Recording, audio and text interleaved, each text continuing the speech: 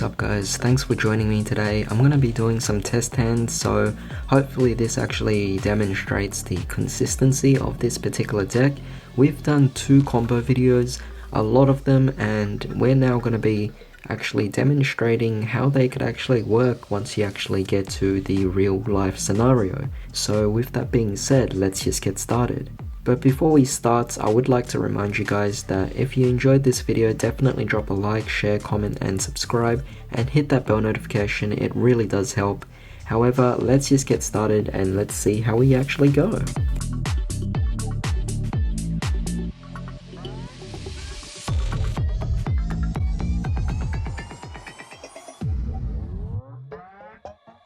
Alright, so here's our opening hand. Definitely very interesting to see that we have quite a good variety of cards here. We could definitely pull something off here, so let's just see, and let's just see if we can actually do something. We have Caught by the Grave, which will definitely prevent our opponent from disrupting us with a hand trap, so that's definitely very cool. But at the same time, we have quite a few cards here to start off, so I'm definitely going for Reliona first. Reliona will then allow us to search for any Magistus spell trap, and in this particular case, you could search for a lot of options. You already have the Tri's Magistus, but you also have the 4 other cards as well, which is quite powerful. So you got Iwas, you got, well, not Iwas, but you got the Invocation, which will search for Iwas. You got Thurgy, which will equip, and I think that's the best option we have right now because we don't really have anything else going for us. So I was actually thinking, let's go for Thurgy. But mind you, you could also go for Vitra as well, because you could always just link it, activate Vitra, bring this back, and then allow Artemis to connect, and you're just doing the whole thing all over again. Definitely fantastic. But we have Thurgy, so I'm going to activate it, targeting our Reliona, of course. We get our Artemis and we equip it, and of course Artemis will allow us to then search out. So in this case, we have a Tri's Magistus here, so our options are either you could search for Zoroark, or you could even search out your Endymion as well. In this particular case, I'm not so eager to go for Zoroark, but it is interesting to go for a Synchro Summon. Maybe I'll just go all out. I'll go for Zoroark as well, even though it's not the choice I wanted to go for. But yeah, that'll be nice to add anyway. We'll go for it later. But what we're essentially going to do now is we're going to take the Tri's Magistus, we're going to activate it, and this will allow us to then do a special summon. So in this case, we're going to bring out the Zoroark. We're also going to be using Artemis to, well, we're not using it, but we're sending it as fodder to the grave, allowing us to summon out Crowley. So now we have 3 monsters on the board, and we even have here a Perform Mage Hat Trigger, and since we have 2 or more monsters on the field, we special summon this card out for free, which is fantastic. And mind you, you still have Caught by the Grave, still okay there, but we're going to take the Zoroark and we're going to take the Hat Trigger now, and these 2 cards will allow us to then, I guess, we'll merge them. So in this particular case, we're going to go for a Borreload Savage Dragon, and this will simply allow us to then bring out our Artemis and equip, and we get our first free negate, which is fantastic, of course.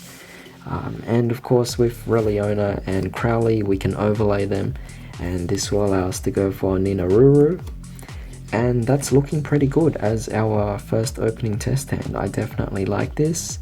There is an alternative that I could actually play out here, so if you don't want to go for this particular play, let's reverse it a bit, and let's not go for the Savage just yet. So here's an alternate situation that you could try differently. So instead of going for that first, you could take here the Hat Trigger, and you could take the Crowley, and we're just going to link these 2 away, and this will allow us to then go for our Cross Sheep. So now that we have Cross Sheep out on the board, just let me get this space here. Now that we have Cross Sheep out, we take Zoroark and we take the Reliona, and we can Synchro Summon that away, allowing us to go for our Savage Dragon. Once more, we get out our Artemis and equip it to our Savage Dragon, And if you guys don't know, with the cross sheep for synchro monsters, all monsters you control gain 700 attack, so that boosts Savage Dragon up to 3500, which is, or to 3700, so that's definitely just really good. Your opponent just won't be able to get over this, and yeah, it kind of sets you up in a different way. But those are like alternative ways you could actually go about it. For an opening hand, definitely really nice.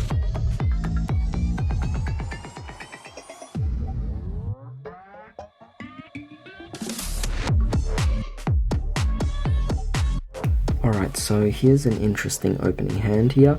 I did say that this deck was a deck that included proxies because I didn't have all of the cards, and as you can see here, I drew into one of my proxies. So I did write something down on it, and that is Reliona. So this is my Reliona proxy. As you can see, we also have here 2 Ash Blossom, which is, I mean, it's not the worst thing, but it kind of only gives us 3 cards to start off with. So in this case, we're going to normal summon out Reliona, take a look, see what you actually need here. I'm looking at the fact that we have Crowley and Invocation, which, although it's nice, we can't necessarily do anything. So easily we're going to go for a Thurgy again and activate that. This will allow us to then equip. So let me just make some space here. Get our Artemis out. Artemis will then allow us to then search for whatever we actually need to. So in this circumstance, you have the choice of either searching out your Endymion, or you could search out your Zoroark, whichever you actually feel is best for the situation. I'll just search out a Zoroark, and that could actually just be your following turn, but you simply can just activate the Invocation, send Reliona and the Artemis to the graveyard, and go for Iwas.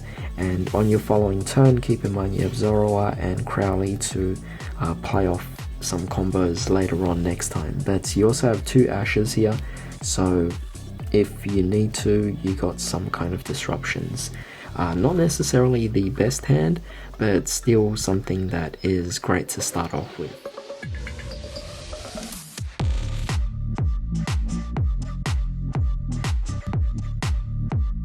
Alright, so we got our 5 cards here. Very nice that we drew into this, but we did start off with an Upstart Goblin, so I'm thinking let's just go for Upstart Goblin last. I'm thinking we could still pull off quite a few combos here. So firstly I'm going to go for Reliona. We do have Vitra, which is very nice to allow us to go for some further things, so I'm actually thinking maybe if we search out the Magistus, because I might be able to make some plays later on, and that would be nice. But yeah, with that being said, we could then link away our Reliona, and this will allow us to then go for our Artemis. We could then activate the Vitra. This will allow us to then special summon back out our Reliona.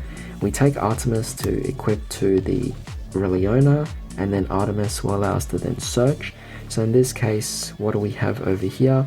We can then add, let's see, where is it? We have Endymion, but we also have the choice to go for Zoroark as well. And I like the idea of getting Zoroark over Endymion for the fact that Zoroark can go for a synchro summon, but in this case let's go for a bit of variety here. Let's go for Endymion instead, and that would be quite fun as well. But now that we have Endymion out, we could see that we have quite a few different plays available to us. So what I'm going to do here is I'm going to activate the Trismegistus, and this will allow us to then special summon out our Endymion, but at the same time we could also summon out our Hat Trick as well, because we have 2 or more. We could also then send the Artemis to the graveyard, allowing us to then summon out our Crowley.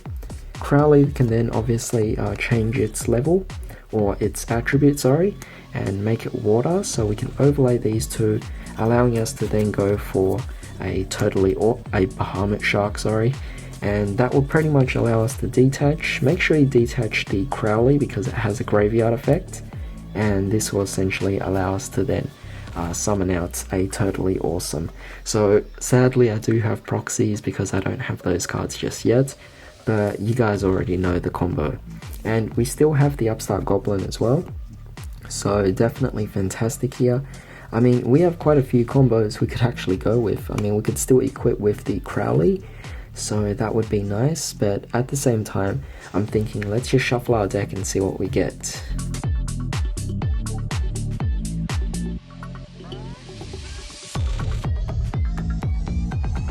Alright, so now we can activate the Upstart Goblin and draw one card.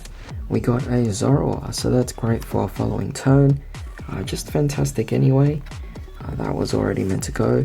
And we could just overlay these two and go for whatever we want. So in this particular circumstance, we have a few options, but obviously the one we want to go for is the Ninaruru, which is very nice.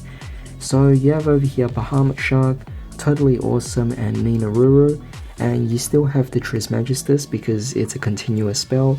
You have Zoroark to follow up on your next turn. You also have over here Crowley, which has its own effect to re-equip the Artemis to any of your cards. So in this case, if you wanted to, you could still just do it and equip the Artemis to the Ninaruru. And yeah, everything is just looking really good.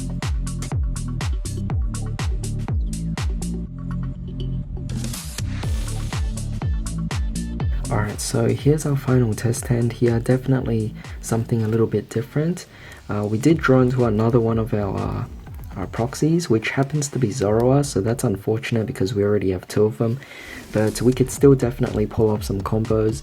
So firstly, we could activate the normal summon out our Zoroark, and this will luckily allow us to then equip our Artemis.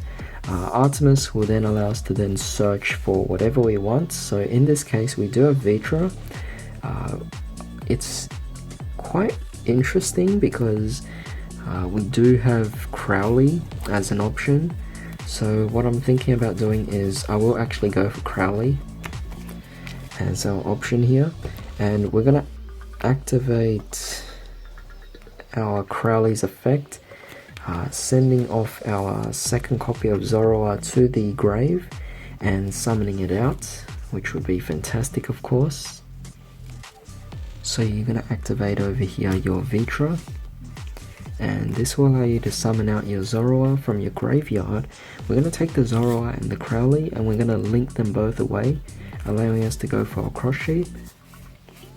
So here it is.